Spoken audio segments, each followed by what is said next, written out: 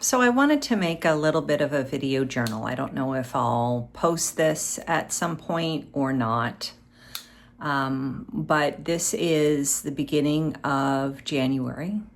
And this year we are putting our house up for sale and moving to a different area of the country. My husband's retiring. I am not, but the work I'm doing now is mobile, so I'm able to do it wherever I go. And when we made this decision, it was like last fall, and everything seemed very far away. And now it seems like it's going to happen tomorrow, which of course it's not, but it just kind of feels like that. It's a big move. This is the longest I've ever lived anywhere. You know, I'm 64 years old, and I have grew up in a family where we traveled a lot, moving with my dad's job. And then when I came to California, I lived in the house in California for a while, and then I, went to college. I went to a lot of different colleges, and then I got married, and we moved around a bunch for that, for schooling and for work. And so we moved into this house in 2008. And when we bought this house, I said they would take me out of here in a box, and they're not. We'll be leaving. And I have really mixed feelings about it. I love this house. I guess I'm kind of one of those people who your home is important. I don't know if it's because I moved around so much when I was young, or I'm just the kind of person who has a strong sense of place and wants to stay in a place. But I thought I would retire here, that my son would live close by, that everything would stay in California, and that's not how it's happened. And that's probably expected, right? Very seldom does life go like that exactly. It usually goes according to some whole other different thing. So I have mixed feelings. I don't want to leave the house. I don't want to leave California. I don't want to leave my garden. I don't want to leave the people I know here. And I will be moving to Chicago, which is, completely different than here. And we're doing that because family, to live closer to our son, daughter-in-law, and granddaughter. And that I'm totally in on. If there were two of me, one who could live in Chicago and one who could live in California. But that's not how it works. So one of the things I wanted to chronicle was how much work it is to actually sell a house and move. And we've done this before. This is actually this is the fourth house we've owned. And I didn't live in those houses, tremendously long, long enough.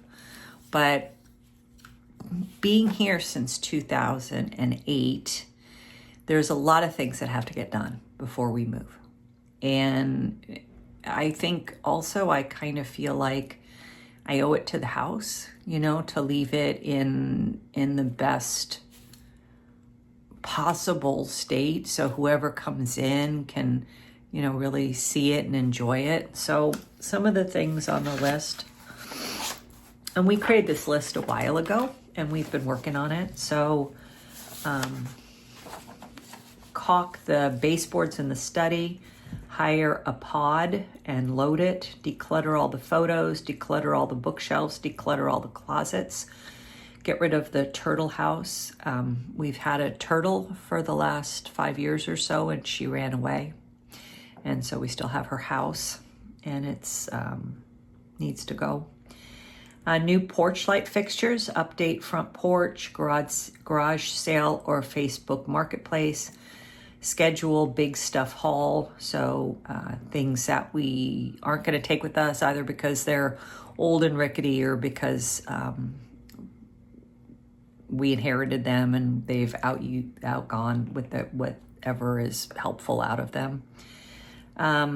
Fold things in the closet for show, so people think we have a lot of storage, I guess. Termites, get inspection and then deal with the repairs. Replace glass in the study, replace glass upstairs. This is glass that the seal between the double panes has fogged, so the seal's broken, so you have to replace it.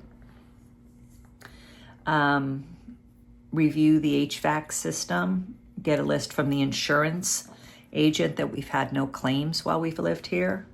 Get a realtor. Deep clean the house. Wash the windows. Descale the shower fixtures.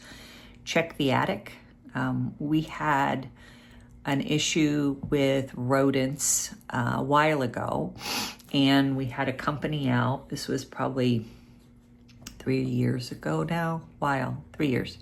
And but I don't know if we've gone through the attic and just make sure whatever traps are gone.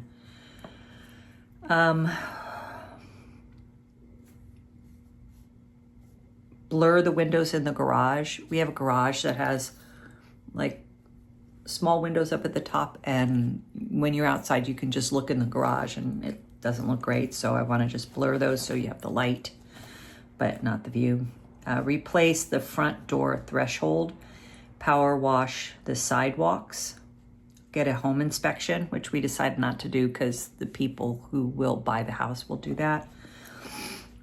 Make sure all the home smoke detectors and CO2 detectors are working. Make sure the electrical board is labeled all correctly. Deal with any grout issues in the different bathrooms. Pack up all religious books and items. So one of the things I've learned is that when people come to your house, if you have a lot of religious stuff, it can be very off-putting. And as a pastor and, being a religious studies major, I have a lot of that kind of stuff. So pack that up.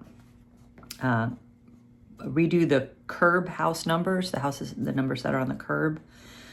The drain upstairs in the sink, see if that could be rehabilitated. Deal with any rodents that might be in the garage because this is that time of the year. Replace the doorknobs, update the carpet. Do a kitchen update. Paint the bathroom, paint the bedroom, paint the baseboards and any miscellaneous trim. Paint the house trim, including the door, paint the fence, paint the ceiling in the kitchen, paint the ceiling in our bedroom. Cut the alarm off in the bedroom. We had an old alarm system from the previous owners and it was just left there and it didn't work. Painting the kitchen cabinets. There's a couple of them. They're white, but there's a couple of them that are wood inside. We may or may not get to that. Fix the roof in the living room. There was a tiny leak. Garage declutter, pot shed. I have a potting shed, so decluttering all of that. Clothing in the guest room, closet. Painting the fireplace, which we decided not to do. We just dusted it. Paint the mantle, which I did today. Purchase bedding for upstairs, which I did. Get rid of the exercise bike. Get a new rug in the kitchen. We decided not to do that, just to leave it bare floor. Shampoo the other rugs. Clean out drawers in the kitchen. Get a new refrigerator. Look at the back garden square. Clean that up. Get mulch for the garden. Reseed the grass in the front. Mulch in the front. Deal with the pots under my study window. I had a lot of succulents there that had really overgrown. We have to deal with those, replant those. Deal with other miscellaneous pots that are just stuck throughout the property. Front garden updates, which is very minimal. The bed by the driveway, which is also pretty minimal, just some trimming. Gravel driveway. We have a side driveway that needed to be re-graveled. Concrete path. We had a couple concrete things that need to be replaced. Stone pathway, the stones were cracked. Hillside updated, Hillside mulch, replaced chandelier in the dining room. So the chandelier in the dining room has been with me since we built the addition at the second house we owned. And I love that chandelier. And so we're going to take that with us. So we had to take that down, replace other light fixtures, which that's happening, deal with the gutters, the ceiling in the study. I noticed there's like a little discoloration. Steps up the hill in the backyard. So we have one area of the yard is raised, and there are little steps that are built into the dirt, and they always fall off, so we have to redo that. Cow, I have a large fiberglass cow that I have to repaint just so that it looks nice in the garden. Crack in the wall opposite the sofa in the study that just needs a patch. Skylight in the upstairs bedroom. I have no idea how we're going to figure out that one. Kitchen door is sticking. Are all the light bulbs same kind of a hue? Restain the front porch. Deal with the front doorbell. Find out if we have to take all the window treatments down. Find out the age of the roof. And I think those are all the things. So we've been working on that list for a while, and I think we've gotten a good amount done, but now it kind of feels like we don't have much time, right? It's going to be here so quick. So we're putting the house up for sale the Monday after Easter. And just even talking about it, I just want to cry. I really do. I